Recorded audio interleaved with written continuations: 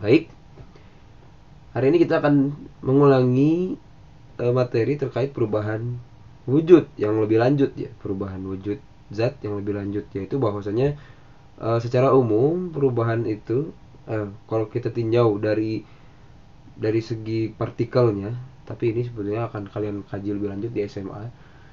Nah, secara umumnya saja bahwa perubahan wujud itu akan terjadi, caranya itu ada dari salah satu kedua hal, dari kedua hal ini. Entah itu perubahannya terjadi dengan perubahan secara kimia ataupun secara fisika. Perubahan apapun yang ada di dunia ini ya eh, akan berkaitan dengan dua hal ini ya. Kalau nggak perubahan kimia, perubahan fisika, perubahan tersebut. Nah, yang akan kita kaji, kita mulai dari perubahan kimia. Loh Pak, kenapa nggak perubahan fisika dulu? Karena perubahan fisika itu sebetulnya sudah kalian pelajari di perubahan wujud zat yang tadi, yang video sebelumnya. Perubahan fisika, perubahan wujud yang kalian kenal seperti tadi, dari ada apa namanya, benda berwujud padat, kemudian dia bisa berubah menjadi, ketika dipanaskan berubah menjadi cair, seperti itu ya. Lalu kalau dipanaskan lagi nanti berubah wujud menjadi gas. Nah, yang seperti ini itu kemudian kalau dari wujud gas didinginkan nanti bisa menjadi padat atau bisa menjadi cair, atau benda berwujud padat itu sendiri bisa berubah menjadi gas pada salah satu benda seperti kamper dan lain-lain, atau benda berwujud cair itu sendiri kalau didinginkan bisa berubah menjadi wujud padat. Nah, perubahan-perubahannya ini itu adalah perubahan fisika. Kalian sudah mempelajari bahwa di dalam perubahan fisika itu ciri khasnya yang perlu kalian ingat adalah bisa kembali ke wujud asalnya, ke wujud asal. Bisa kembali ke wujud asal untuk perubahan fisika. Misalkan Anda punya air. Air itu kan benda berwujud cair. Kemudian kalian panaskan, itu kan dia nanti lama-kelamaan akan menguap tuh. Nah, uap itu kan nanti akan ke atas. Akan ke atas. Ini air kan. Air air dipanaskan tuh nanti bakal ada uapnya tuh. Uapnya bakal ke atas. Nah, ketika sudah ke atas, di atas bertemu dengan udara dingin. Udara dingin, misalnya kalian taruh tutup panci di atas ini.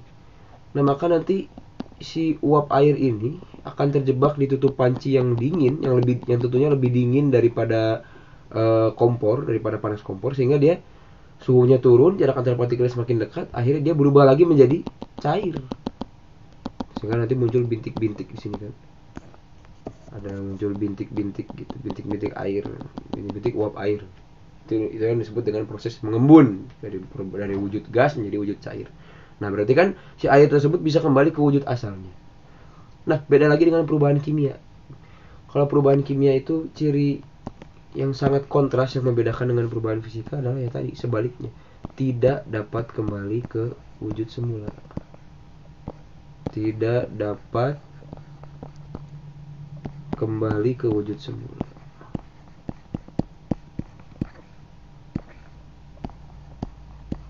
Wujud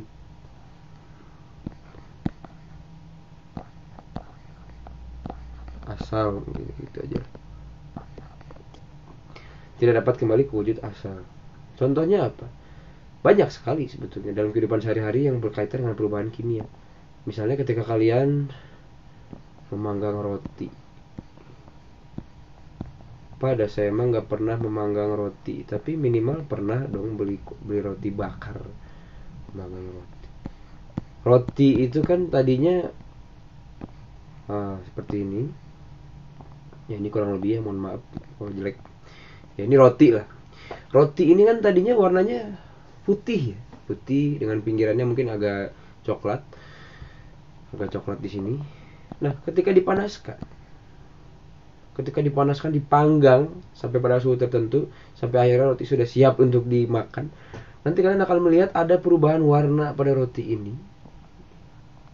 Rotinya akan berubah menjadi sedikit kecoklatan.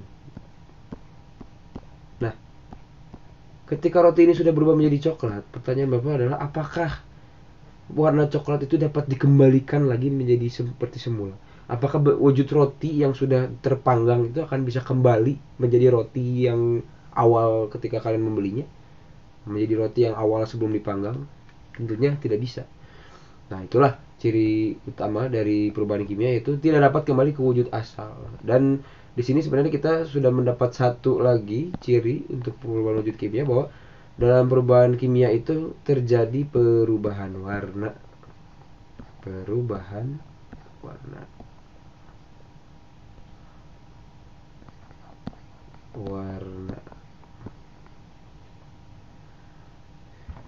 Seperti itu. Maka di kehidupan sehari-hari kalian, kalau ada perubahan wujud zat, ada perubahan wujud, ada perubahan pada suatu benda, yang mana perubahan itu melibatkan perubahan warna, dapat dipastikan biasanya itu termasuk perubahan kimia.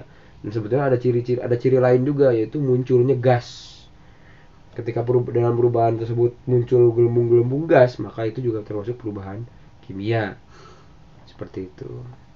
Nah, sekarang untuk memperkuat pemahaman kalian terkait perubahan kimia atau perubahan fisika, Bapak beri soal, manakah yang termasuk? Oh, bukan manakah itu. Itu perubahan fisika atau kimia? Silakan kalian tentukan. Kimia. Pertama, merebus telur. Telur rebus. Telur rebus itu proses pembuatannya disebutnya perubahan kimia atau fisika. Kemudian yang kedua,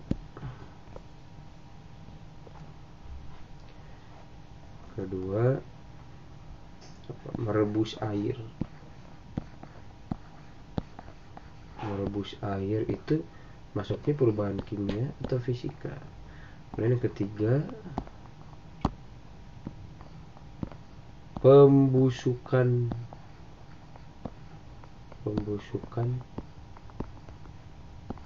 buah. Kalian pernah lihat kan, buah itu lama-kelamaan kalau didiemin gak pernah dimakan, lama-lama dia baper, enggak ya. Kalau buah dia didiemin lama-lama ya busuk. Nah, pembusukan buah itu masuknya perubahan kimia atau fisika. Silakan dijawab beserta alasannya. Kalau perubahan fisika kenapa, kalau perubahan kimia kenapa. Sekian dan terima kasih.